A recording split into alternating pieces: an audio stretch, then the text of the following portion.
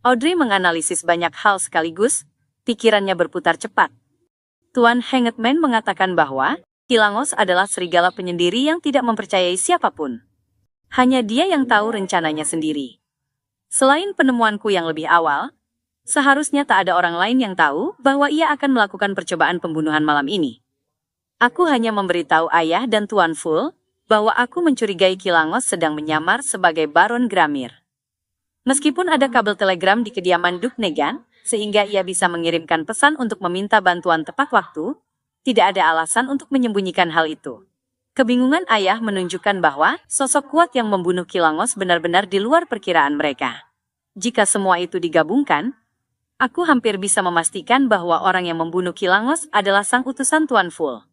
Selain itu, hanya pola unik klub tarot yang dapat menciptakan situasi aneh dengan motif yang begitu tidak jelas.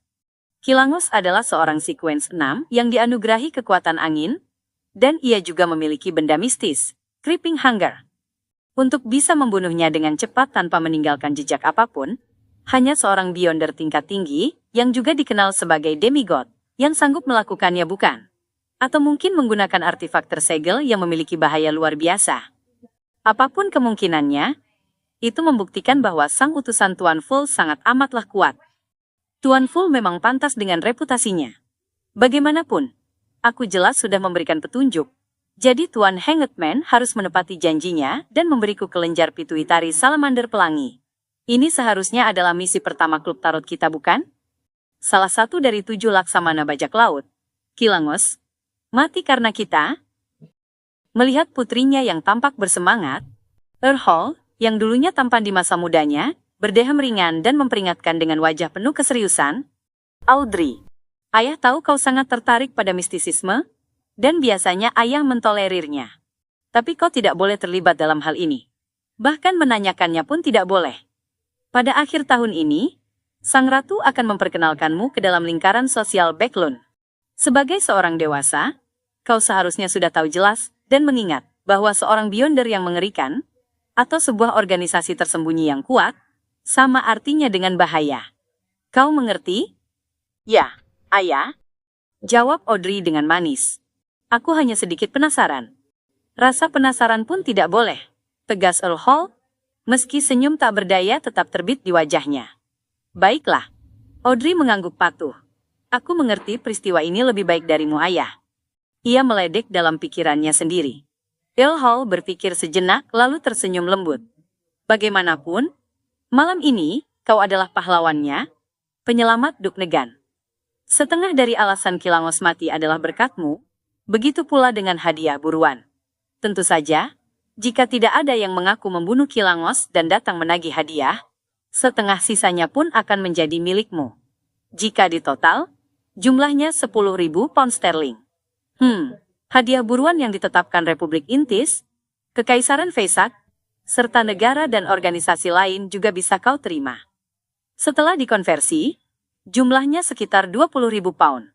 Duke Negan juga berjanji akan memberimu rumah liburannya di Teluk Desi sebagai hadiah. Di dalamnya ada perkebunan karet besar. Aku tidak tahu persis keuntungan tahunannya, tapi pasti tidak sedikit. Ia membeli tempat itu seharga 8.000 pound waktu itu, kemudian membangun rumah dan membeli bibit berkualitas untuk ditanam. Audrey, yang sudah mewarisi 300.000 pound, memang tergolong kaya. Namun hadiah hampir 40.000 pound, tetaplah jumlah yang sangat besar. Banyak wanita bangsawan bahkan tidak menerima mahar sebesar itu. Dalam pernikahan aliansi antara bangsawan dan pengusaha pada bulan Agustus, Nona Mary Oldbury, putri seorang jutawan, hanya membawa mahar 80.000 pound. Aku sama sekali tidak memikirkan soal hadiah buruan. Audrey bergumam dalam hati. Tiba-tiba ia teringat sesuatu. Jika ia menerima hadiah buruan itu dan namanya tersebar, Tuan Hangman akan mudah mengetahui siapa identitas Justice. Itu tidak boleh terjadi. Sebagai anggota klub tarot, aku harus tetap menjaga misteri. Audrey menatap ayahnya lalu menyusun ulang kata-katanya. Ayah, aku agak khawatir. Mengapa? Ada apa? Tanya Earl Hall cemas. Jika tersebar kabar bahwa akulah yang menemukan penyamaran Kilangos sebagai Baron Gramir, aku takut anak buahnya akan membalas dendam padaku. Aku juga khawatir orang yang menyuruh Kilangos membunuh Duknegan akan menjadikanku sasaran. Audrey berusaha menampilkan diri seolah-olah lemah, tak berdaya, dan menyedihkan. Ayah akan menyewa orang untuk melindungimu, jawab Earl Hall. Ia mengangguk pelan lalu menambahkan, kau memang tidak perlu menanggung resiko sebesar itu. Lagi pula, orang yang membunuh Kilangos sudah mengambil Creeping Hunger. Bagi seorang Beyonder tingkat tinggi, itu tentu bukan alasan kuat untuk turun tangan. Ya, akan kuperintahkan Duknegan merahasiakan hal ini dan menyuruh orang lain menerima hadiah buruan atas namamu, lalu memberimu kompensasi secara pribadi. Kemudian, Earl Hall tersenyum dan berkata, kau benar-benar anakku. Kau menghasilkan 40.000 pound dengan begitu mudah. Itu lebih dari 1/10 kekayaanmu saat ini. 300.000 pound itu adalah harta yang sudah ia sisihkan untuk putrinya sejak awal. Ia bahkan masih akan menambahkannya lagi ketika Audrey menikah, sebagai warisan khusus dari seorang ayah. Apakah aku sudah sehebat ayah dulu? Tanya Audrey riang. Earl Hall menggeleng sambil tertawa. Jauh lebih hebat dariku. Keuntungan dari usaha pertamaku hanya 60 pound. Audrey seketika merasa amat gembira. Kepuasan karena menerima hadiah 40.000 pound. Pujian dari sang ayah, kematian Kilangos, keberhasilan menyelesaikan misi luar biasa, serta hadiah kelenjar pituitari salamander pelangi yang akan ia dapat dari Tuan Hangman, semuanya membuat kebahagiaannya berlipat ganda. Aku benar-benar ingin melaporkannya pada Tuan Full untuk mendapat kepastian. Tidak, tidak mungkin. Sosok misterius dan kuat membunuh Kilangos dengan motif yang tidak jelas. Bisa jadi ada seseorang yang mengamatiku diam-diam, mencari petunjuk tentang kematian Kilangos. Aku tidak boleh menunjukkan tanda-tanda aneh sedikit pun. Cuy, lagi pula aku tidak aneh. Selama aku tidak mencoba melafalkan nama kehormatan Tuan Full. Jika sang utusan Tuan Full benar-benar pelakunya, dia pasti sudah tahu hasilnya. Aku tidak perlu melaporkannya lagi. Tapi, apakah aku harus berbagi hadiah buruan dengannya? Tidak. Bagaimanapun metode transfer 20.000 pound dilakukan, itu pasti akan menarik perhatian. Aku tak bisa mengambil resiko. Lagi pula, selama ini, Tuan Hangman lah yang selalu meminta bantuan Tuan Full. Secara teknis, dialah yang harus membayar imbalannya. Ya, apalagi dia sudah bilang punya banyak lembaran catatan harian Kaisar Rosel. Aku akan berusaha mengumpulkan lebih banyak lembaran catatan itu untuk berterima kasih pada Tuan Full karena sudah menjawab doaku. Dia jelas tidak tertarik pada uang kasar. Audrey pun cepat menetapkan langkah berikutnya. Di kediaman Duknegan, di ruang kerja rahasia, sang Duk, bertubuh gemuk dan tinggi, duduk di kursi sandaran tinggi di balik meja. Ia merokok cerutu sambil menatap Snake, si Spellsinger of God, Perdana Menteri Agwesit Negan, dan lainnya di hadapannya. Berdasarkan pengetahuan kita saat ini, kita masih belum bisa memastikan identitas Beyonder tingkat tinggi yang membunuh Kilangos. Perdana Menteri Agwesit Negan baru saja bergegas datang dari sisi sang raja.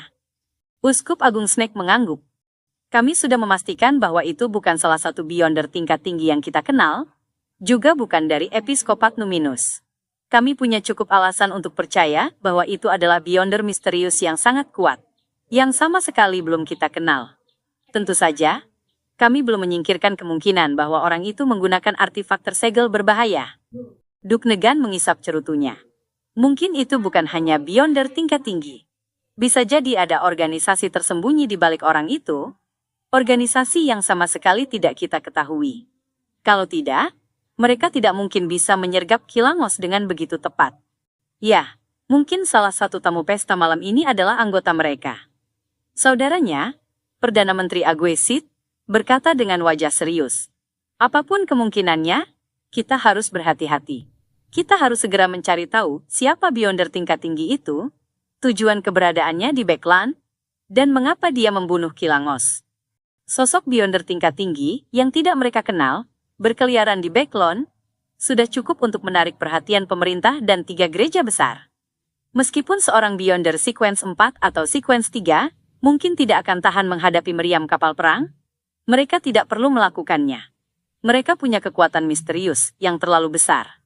Karena itu, mereka lebih berbahaya daripada kapal perang lapis baja. Itulah sebabnya mereka disebut demigod. Snake, Si Spellsinger of God bangkit berdiri. Biarkan aku mengatur sesuatu dan segera menghubungi gereja Evernight dan gereja God of Steam and Machinery. Yang Mulia akan mengizinkan militer dan badan intelijen untuk bekerja sama. Janji Perdana Menteri Aguesit. Di sebuah hotel di Northborough, Beckland, Azik duduk di bawah lampu gas, menatap sarung tangan di depannya. Sarung tangan itu sangat tipis, seolah terbuat dari kulit manusia. Seakan, jika diisi dengan daging dan darah, ia akan berubah menjadi tangan. Azik menatapnya lama sekali. Wajahnya tiba-tiba meringis penuh sakit saat bergumam, Sepertinya aku pernah bekerja sama dengan mereka sebelumnya. Klein tidak tidur nyenyak sepanjang malam, karena tidak menerima kabar apapun dari Justice maupun Hanged Man, juga tidak ada balasan dari Tuan Azik. Ia terus memikirkan hasil dari insiden Kilangos. Pasti ada sesuatu yang besar terjadi, jika Nona Justice dan Tuan Hanged Man tidak berani menghubungiku sembarangan. Tapi kenapa Tuan Azik tidak membalas suratku? Apa dia tidak terlibat? Atau ada sesuatu yang terjadi? Apa Kilangos melukainya? Klein menguap sambil menutup mulut dengan tangan. Ia lalu naik kereta tanpa rel menuju Jalan Zutlan. Berita tambahan.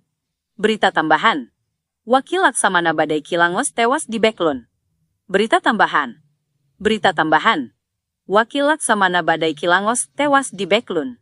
Saat kereta hendak berangkat, Klein tiba-tiba mendengar suara koran keliling, salah satu penemuan Kaisar Rosel. Klein tertegun sesaat, lalu cepat-cepat merogoh sekeping koin dan membeli Tingen Morning Post. Banyak penumpang lain juga melakukan hal yang sama. Ia membuka koran itu dan langsung membaca judul utama.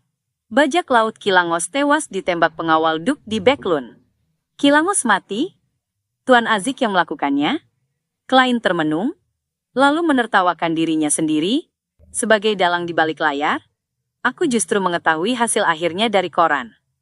Artikel mengenai apa yang terjadi pada Kilangos tidak panjang. Isinya hanya memuat waktu, tempat, orang-orang yang terlibat, dan hasil akhirnya. Seperti kata pepatah, semakin ringkas sebuah berita, semakin seriuslah situasinya. Sesuatu yang terjadi di Beklun pada pukul 8 atau 9 malam kemarin, sudah diberitakan di kota Tingen pagi ini. Penyebaran informasi di dunia ini tidaklah lambat berkat kontribusi luar biasa Kaisar Rosel. Pasti ada salah seorang bangsawan atau menteri yang menghadiri pesta dansa itu, yang membocorkan informasi kepada wartawan.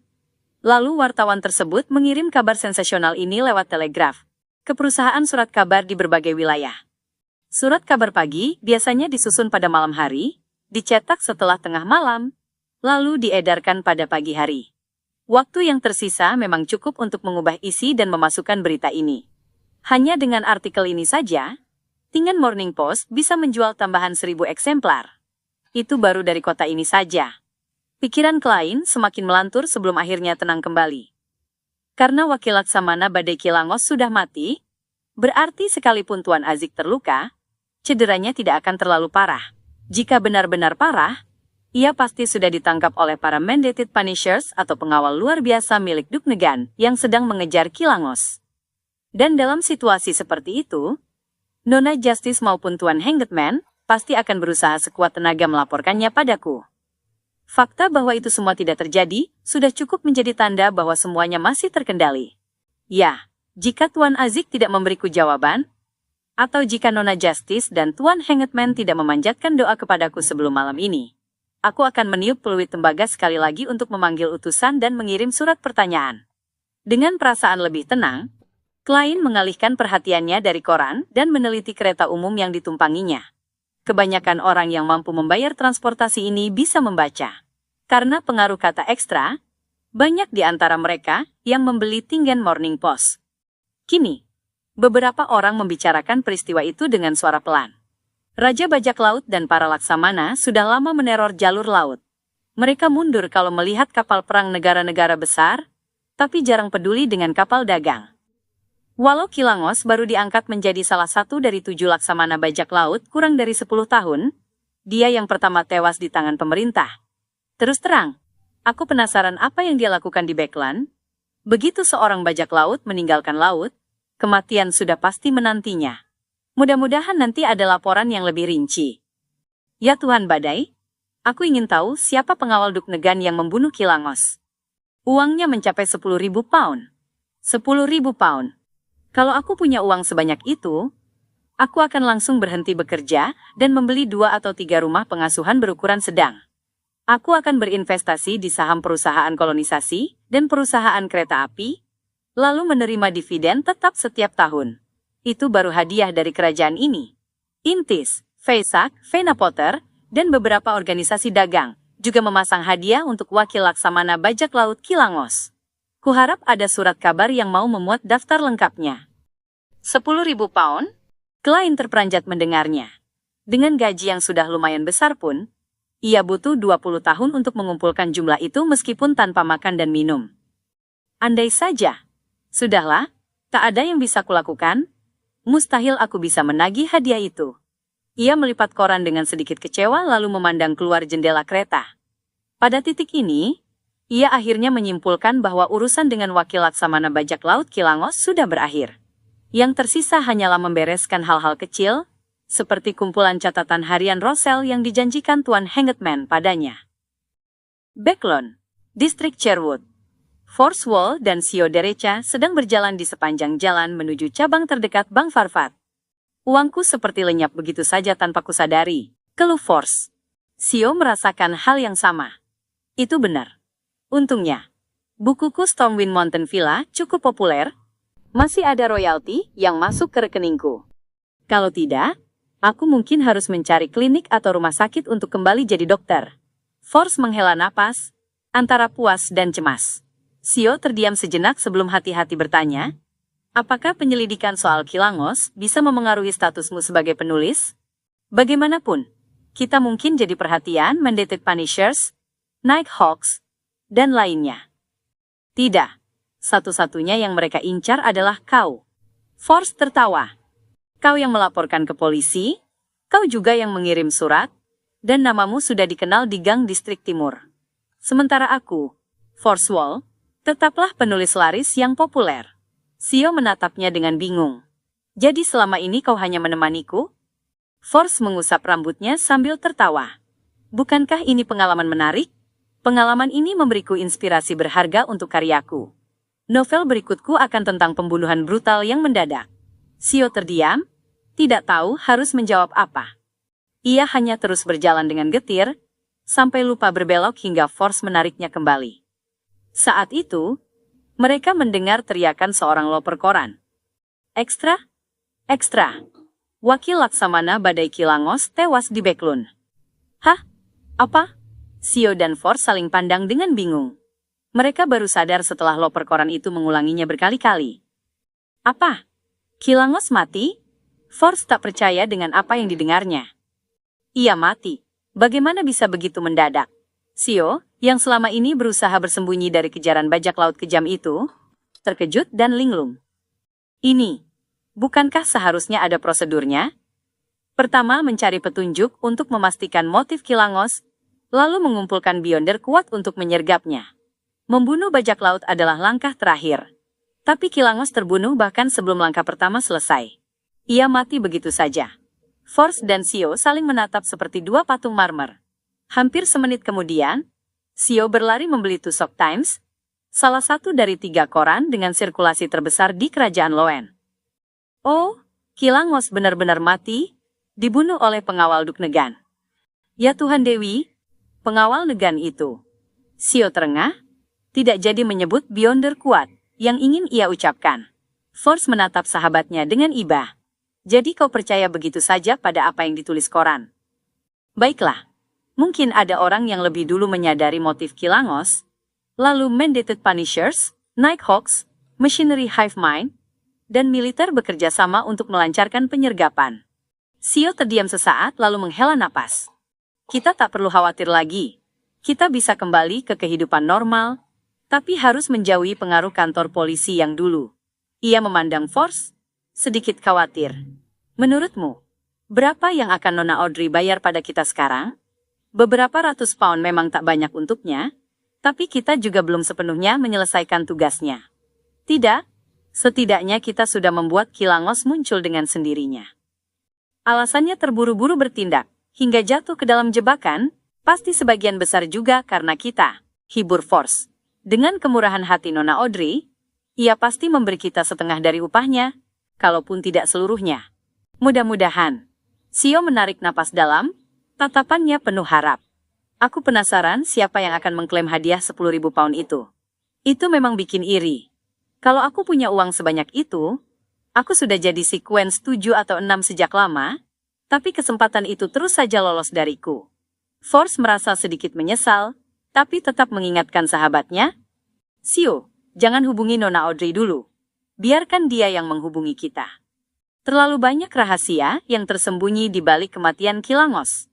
Kalau kita mendatanginya tiba-tiba, bisa berbahaya. Sio mengangguk, lalu terkejut.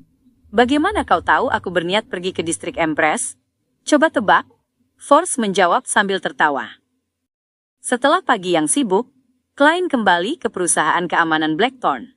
Ia melapor kepada Dan Smith, Kapten, orang-orang yang berhubungan dengan Lanevus dan menjadi bagianku untuk diselidiki tidak bermasalah. Mereka hanya korban, tidak terkait insiden Beyonder, dan meletakkan kedua sikunya di meja. Kalau begitu, hentikan dulu. Kita akan fokus pada tersangka yang lebih mungkin setelah anggota lain menyelesaikan penyelidikan mereka. Kita tidak bisa mengerahkan semua tenaga hanya untuk kasus ini. Kita juga harus bersiap menghadapi insiden mendadak lainnya. Baik, Klein hendak berdiri dan pergi makan siang ketika tiba-tiba terdengar ketukan di pintu. Silahkan masuk, ujar Dan dengan suara tenang. Gagang pintu berputar, lalu Rozan mengintip ke dalam. Kapten, ada seseorang yang datang membawa misi. Sebuah misi. Sepertinya ini ditujukan untuk perusahaan keamanan Blackthorn, bukan tim Nighthawks. Jadi, kali ini, siapa yang salah alamat? Klein bertanya-tanya dalam hati, dan berpikir sejenak lalu berkata, mari kita dengarkan dulu permintaannya, kalau terlalu merepotkan, kita bisa menolaknya. Ia merapikan kemeja dan rompinya, lalu berjalan keluar kantor. Ia melewati sekat menuju sofa di ruang resepsionis. Klein dan Rozan mengikutinya dengan rasa ingin tahu. Ada dua wanita duduk di sofa, keduanya mengenakan topi hitam dan gaun tanpa hiasan warna. Salah satunya bertubuh agak gemuk dan berkulit pucat. Wajahnya tertutup sepenuhnya oleh kerudung hitam topinya. Klein merasa familiar melihatnya, seakan pernah bertemu sebelumnya. Saat ia mencoba mengingat, wanita yang lebih kurus di sebelahnya berbicara. Misi yang ingin kami percayakan pada Anda adalah melacak dan mengawasi Madam Sharon, serta menemukan bukti kejahatannya. Madam Sharon. Klein tiba-tiba tersadar, dan ingat dari mana rasa familiar itu muncul. Wanita yang diam itu adalah istri anggota parlemen Maynard, sekaligus putri pemimpin partai baru. Ia tampaknya sulit menerima kematian suaminya dan menolak kesimpulan polisi, sehingga datang ke perusahaan keamanan secara pribadi untuk menyelidiki ulang. Tak disangka ia langsung datang ke tempat kami. Klein menggeleng sambil tertawa dalam hati. Madam Sharon, Dan jelas mengetahui janda Baron Hoy, seorang sosialita ternama di Tingen. Istri Maynard menoleh, melemparkan tatapan pada wanita kurus yang datang bersamanya ke kantor keamanan Blackthorn, tetapi ia sendiri tidak berbicara. Wanita kurus bergaun hitam dan bertopi itu menimbang kata-katanya sebelum akhirnya membuka suara. Ya, Madam Sharon, istri mendiang Baron Hoy. Dia. Ia tergagap, lalu tiba-tiba memuntahkan amarahnya. Dia perempuan jalang. Mendengar makian itu, Klein tiba-tiba teringat film cabul yang pernah dilihatnya dan sikap Madam Sharon yang di permukaan tampak gugup, tetapi sesungguhnya tenang di dalam. Hal itu membuatnya percaya akan rumor tentangnya, sekaligus merasa kasihan pada mendiang baron tua itu. Bukannya Madam Sharon tak bisa menikah lagi, tetapi kelakuannya yang begitu bebas, membuat makam sang baron benar-benar menjadi sarang burung kukuk yang sempurna. Ekspresi Dan nyaris tidak berubah. Ia duduk di sofa seberang, dan dengan suara tenang berkata, tetapi itu tidak menjadikannya seorang penjahat. Kau tahu betul, begitu pula aku. Madam Sharon memiliki pengaruh besar di Tingen. Jika kita sampai mengikutinya dan memata-matainya, akibatnya bisa sangat serius bagi kita. Dia penjahat, ujar wanita kurus itu penuh amarah. Dialah penyebab kematian saudaraku. Tetapi para kekasihnya menekan kepolisian hingga mereka memutuskan bahwa saudaraku mati karena minum berlebihan dan terlalu sering bersenang-senang di ranjang. Mereka semua penjahat. Mereka itu. Klein pun menyadari bahwa wanita kurus itu adalah saudari Maynard. Ia kembali merasa iba pada baron tua yang malang. Ya, untuk skandal sebesar ini, tentu ia tak mungkin mengutus pelayan. Akan jauh lebih tepat jika permintaan datang dari anggota keluarga. Klein mengangguk, merasa tercerahkan. Nyonya Maynard menepuk punggung tangan wanita kurus itu, lalu menambahkan dengan suara dingin dan berat, "Dia penjahat. Jika kalian menderita kerugian karenanya, aku akan mengganti semua kerugian itu." Nada itu benar-benar menunjukkan jati dirinya sebagai putri dari pemimpin partai baru. Kalau saja kepolisian tidak begitu yakin dengan hasil ritual medianiku, mungkin mereka sudah tunduk di bawah tekanannya. Klein menggerutu dalam hati, dan terdiam hampir 20 detik sebelum akhirnya berkata, "Baiklah, aku ada pertanyaan lain. Mengapa kau tampak begitu yakin kami akan menemukan sesuatu?" Wanita kurus itu mengangguk dan menjawab, "Pedagang tembakau Fitzroy yang mengenalkan kami ke sini. Katanya kalian adalah yang terbaik di bidang ini, mampu menyelesaikan tugas yang tak bisa diselesaikan orang lain." Pedagang tembakau Fitzroy. Siapa dia? Klein secara refleks melirik kapten, tetapi Dan Smith tampak sama bingungnya. "Aku ini bodoh? Kenapa berharap kapten mengingat hal seperti itu? Toh aku sendiri hampir lupa." Klein menghela napas. Melihat kedua prajurit elit itu kebingungan, wanita kurus itu menambahkan, "Kalian pernah menyelamatkan anaknya yang diculik." "Oh, dia.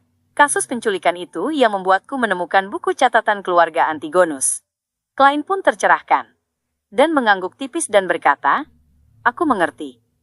Melihat itu, wanita kurus segera menyampaikan tawarannya, "Kalian harus membuntuti dan memata-matai perempuan jalang itu selama 2 minggu.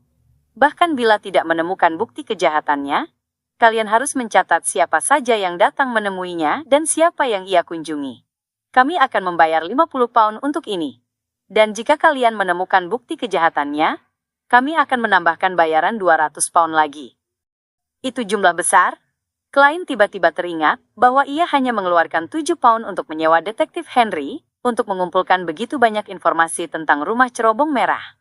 Ia merasa agak malu dan berpikir sejenak sebelum berkata, "Baik, kita bisa menandatangani kontrak sekarang. Kalian harus membayar uang muka 20 pound. Kapten, kita benar-benar kekurangan orang saat ini. Ada kasus besar tentang Lanevus." Klein tak menyangka Dan Smith menerima misi ini, meski dirinya sendiri cukup tergoda untuk menerimanya. Nyonya Maynard mengangguk tipis. "Baik, aku percaya pada kalian, tolong jangan kecewakan aku." Dan tersenyum tanpa berkata apa-apa. Ia menoleh ke Rozan dan berkata, "Tolong buatkan kontraknya." Setelah kontrak ditandatangani dan uang muka dibayarkan, dan mengantar Nyonya Maynard dan wanita kurus itu meninggalkan kantor keamanan Blackthorn. Lalu, ia melirik Klein sambil berkata, "Misi ini akan menjadi tanggung jawabmu." "Hah?" Klein tampak bingung. Dan tersenyum dan berkata, "Bukankah kau ingin belajar teknik membuntuti dan keterampilan memantau? Ini kesempatan bagus. Lagi pula, tugasmu dalam kasus Lanevus sudah selesai." "Baiklah." Klein tidak menolak tugas itu. Begitu menerimanya, pikirannya pun berputar cepat. Menurut aturan, separuh komisi misi harus diserahkan pada Nyonya Oriana sebagai tambahan dana tim. Sisanya dibagi di antara anggota yang terlibat. Tetapi, tampaknya hanya aku yang akan menangani kasus ini. Apapun hasilnya, setidaknya ada 25 pound yang masuk. Ditambah gaji mingguan. Kalau benar-benar menemukan petunjuk, aku bahkan bisa menerima 125 pound. Kapten memang bijak. Dan meliriknya sekilas lalu berkata, "Belajarlah teknik membuntuti dan keterampilan memantau dari Leonard dan Frey di pagi hari. Hentikan dulu latihan tempur minggu ini." "Ya, kurasa kemampuanmu sudah cukup. Jadi, aku akan mengirim seseorang memberitahu Gawain." Belajar membuntuti dan memantau dari Leonard dan Frey? Itu terdengar tidak bisa diandalkan. Klein tertegun. Ia bisa membayangkan Leonard hanya menggunakan satu cara. Memainkan kecapi Vena Potternya sambil melantunkan puisi merdu. Lalu mungkin ia akan merayu Madam Sharon ke ranjang demi bisa mengawasi dari dekat.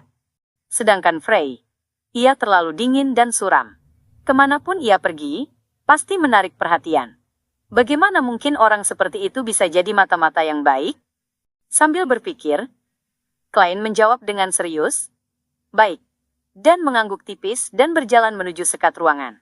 Tiba-tiba ia berhenti, berbalik, dan ragu sejenak sebelum berkata, "Kau ingat pedagang tembakau itu? Tentang penculikan apa sebenarnya? Jadi kau tidak ingat apapun dan tak paham sama sekali. Kenapa tadi bergaya begitu tenang dan percaya diri?" Klein menepuk wajahnya sendiri.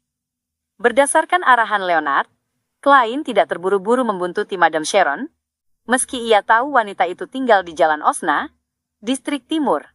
Sebelum tahu kebiasaan target, jangan sekali-kali membuntuti secara gegabah. Selain itu, memantau sendirian membuatmu sulit mencatat semua hal. Kecuali kalau kau rela tidak makan, tidak minum, tidak tidur, dan tidak pulang, kata Leonard waktu itu. Maka, Klein mengikuti sarannya. Ia menemui salah satu bos geng di Hound Pub, lalu membayar 5 pound, agar anak buah geng itu mengawasi Madam Sharon dan mencatat kegiatan sehari-harinya. Untungnya, biaya ini bisa diganti. Tapi kenapa rasanya aku seperti subkontraktor? Jumat sore, Klein menerima laporan hasil penyelidikan dari bos geng itu. Menyebutnya, laporan penyelidikan jelas menghina para detektif profesional. Tak satu pun anak buah geng itu bisa baca tulis. Mereka hanya mengandalkan gambar dan simbol, lalu ditafsirkan serta dirapikan oleh bos mereka, yang setengah melek huruf karena pernah setahun bersekolah minggu. Membacanya saja membuat Klein sakit kepala. Butuh waktu lama sampai ia bisa memahami laporan itu. Menurut hasil pengawasan, Madam Sharon jarang keluar rumah belakangan ini. Tamu pun tak banyak. Mungkin ia masih terpengaruh oleh kematian Maynard. Anak buah geng itu ternyata cukup cakap. Mereka bahkan berhasil mendapatkan informasi dari pelayan Madam Sharon. Malam ini ia akan menghadiri jamuan Partai Konservatif. Bisa jadi ia pulang larut malam, atau malah tidak pulang. Ini kesempatan bagus untukku mempraktekkan teori. Klein pun segera memutuskan menyelinap ke rumah Madam Sharon untuk menggeledahnya. Dengan tugas kasus Lanevus yang sudah selesai, latihan tempur yang ditangguhkan, serta berakhirnya insiden Kilangos, kini Klein hanya punya 2 urusan. Menyelidiki rumah cerobong merah dan membuntuti Madam Sharon. Dengan kata lain, ia relatif bebas. 2 hari lalu, ia sudah menerima balasan dari Tuan Azik. Hanya ada satu kalimat di surat itu. "Aku mendapatkan creeping hunger dan teringat sesuatu." Klein akhirnya memastikan bahwa Tuan Aziklah yang membunuh Kilangos. Guru pelupa yang panjang umur ini ternyata seorang beyonder berurutan tinggi. Namun, Klein tak berani menanyakan apa yang ia ingat berkat creeping hunger itu. Jelas, Tuan Azik tidak ingin membicarakannya. Jika ia mau berbagi, tentu sudah ia tuliskan langsung dalam surat. Dalam balasannya, Klein hanya mengingatkan bahwa creeping hunger mengidamkan daging, darah, dan jiwa manusia hidup. Ia harus menemukan cara penyegelan yang aman. Selain itu, Justice dan The Hanged Man belum juga berdoa kepadanya, tetapi Klein tidak khawatir. Ia tahu kedua anggota itu takut diawasi, jadi tidak sembarangan menyebut namanya. Lampu jalan gas menerangi jalan Osna yang lurus di malam hari, sementara bulan merah tergantung tinggi di langit. Dengan kelincahan dan keseimbangan seorang badut, Klein melompati tembok luar rumah Madam Sharon dengan senyap. Lewat taman, ia sampai di sisi rumah. Ia memanjat pipa air dan meluncur ke balkon lantai 2. Seumur hidup, Klein bahkan tak pernah berhasil memanjat pohon, jadi ini pencapaian besar baginya. Ia mengeluarkan kartu tarot dari saku mantel hitamnya, menyelipkannya ke celah pintu balkon, lalu mengungkitnya pelan, hingga pintu terkunci itu terbuka. Para pelayan benar-benar ceroboh. Mereka tidak menambahkan kunci pengaman. Kalau tidak, aku harus coba masuk lewat jendela, gumam Klein dalam hati sambil masuk ke dalam rumah. Berdasarkan informasi dari bos geng, ia dengan mudah menemukan kamar tidur Madam Sharon. Ia memutar gagang pintu dan melangkah masuk. Dengan hati-hati ia menutup pintu, dan tiba-tiba mencium aroma samar. Aromanya mengingatkannya pada wangi perempuan, yang mampu membuat pembuluh darah orang lain mengembang. Klein merasa sedikit pening, bahkan tubuhnya mulai bereaksi.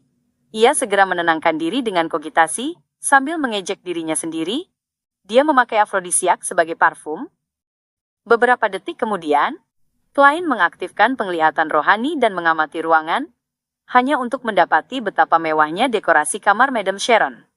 Di ruangan luas dengan ruang ganti yang terbuka sedikit, ada karpet tebal, selimut berbulu angsa, meja rias yang dipenuhi produk perawatan kulit dan kosmetik, perhiasan yang berkilauan, pakaian tipis dan kaos kaki yang tergeletak di kursi goyang, serta berbagai barang hiasan berbenang emas. Semua itu masuk ke dalam pandangan Klein. Namun, yang paling menarik perhatiannya adalah sebuah lukisan minyak yang belum selesai. Di atas kanvas itu tergambar sosok telanjang Madam Sharon sendiri. Rambut coklatnya terurai laksana air terjun, matanya jernih bagaikan mata rusa yang polos. Tetapi alis yang melengkung, hidung yang tegas, dan bibir yang lembut menegaskan pesona seorang wanita dewasa. Kedua kualitas yang saling bertentangan itu berpadu, melahirkan godaan yang mengguncang. Klein hanya melirik sekilas bagian bawah lehernya. Bukan karena ingin bersikap ksatria. Toh ia sudah pernah melihat adegan pornonya, jadi mengapa harus sungkan terhadap sebuah lukisan? Perhatiannya justru tertuju pada pastel, palet, dan kuas di samping kanvas, serta cermin besar berlapis perak. Kombinasi benda-benda itu dan cara penempatannya membuat Klein menduga ada yang aneh, bahwa pelukisnya bukan orang lain, melainkan Madam Sharon sendiri, bukan seniman yang berhasil ia goda. Seorang wanita cantik dengan tubuh indah, menggoda sekaligus polos, menanggalkan pakaiannya lalu melukis dirinya sendiri di depan cermin untuk mengabadikan kecantikannya. Rasanya sedikit ganjil. Apa Madam Sharon seorang narsisis? Klein menelan ludah pelan-pelan dan mengalihkan pandangan. Ia mulai mencari bukti kemungkinan kejahatan sang wanita. Mengikuti instruksi Leonard dan Fry, ia tetap mengenakan sarung tangan hitam saat menggeledah. Ia harus mengingat posisi setiap benda agar bisa mengembalikannya setelah selesai. Bagi seorang seer tingkat lanjut, hal ini mudah. Kalaupun lupa, ia bisa memakai ramalan mimpi untuk mengingat kembali letaknya. Tentu saja, sebelum berangkat malam ini, Klein sudah melakukan ramalan. Tidak akan ada bahaya dan ia akan meraih keberhasilan relatif. Inilah yang akan dilakukan seorang penipu ulung. Bahkan kalau aku sekarang sudah menjadi seorang clown. Klein menertawakan dirinya sendiri. 20 menit ia mencari di kamar Madam Sharon, namun tak menemukan apapun yang berarti, juga tidak melihat cahaya spiritual apapun. Akhirnya, ia berhenti di depan sebuah brankas di sudut ruangan. Brankas baja itu setinggi 1 meter, tebal dan berat, seolah-olah hanya bisa dibuka dengan bahan peledak. Inilah ciri khas era uap. Pasti ada mekanisme rumit di dalamnya. Klein mencoba membuka brankas itu, tapi gagal total.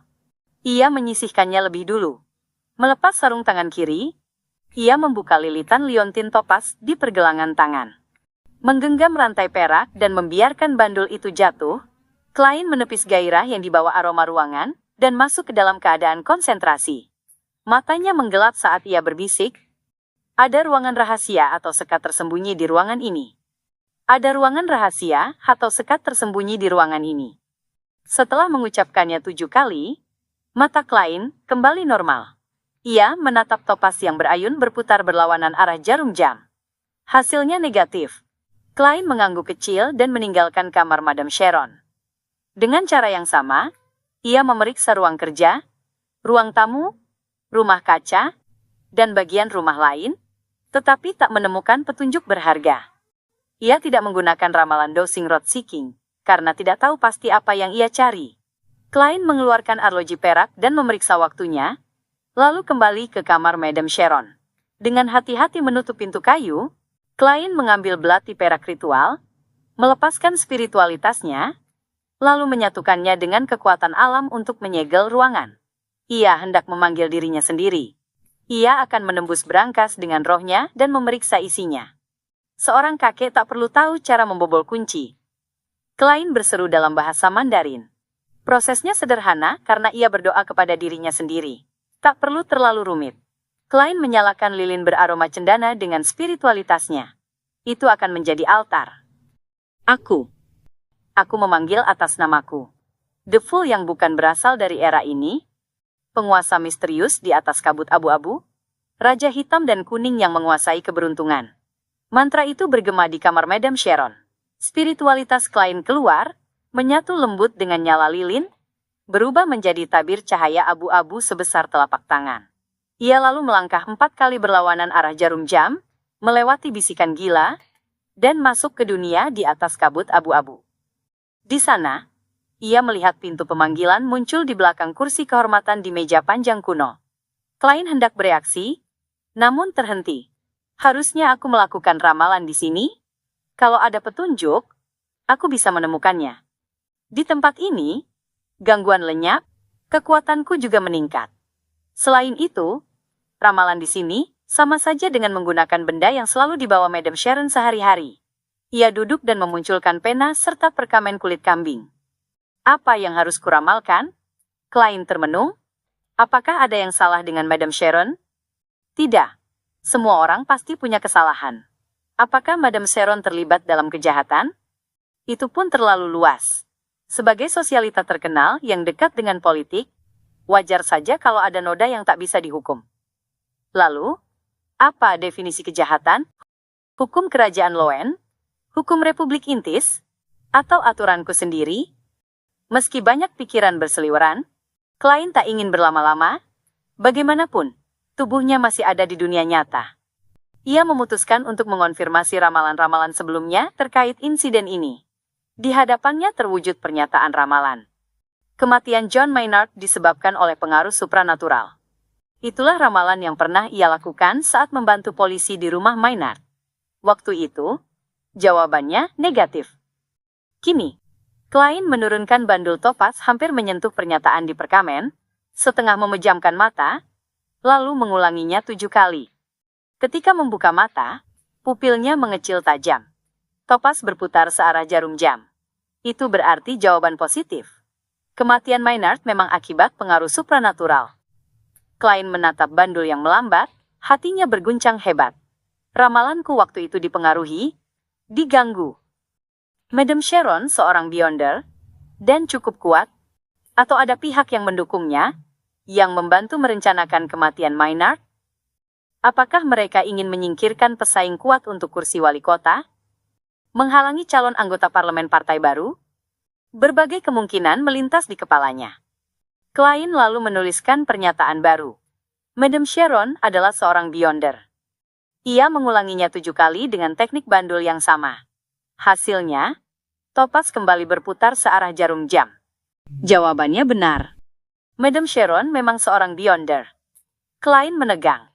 Ia tidak membuang waktu lagi, segera menjawab doanya sendiri, dan membuka pintu misterius itu.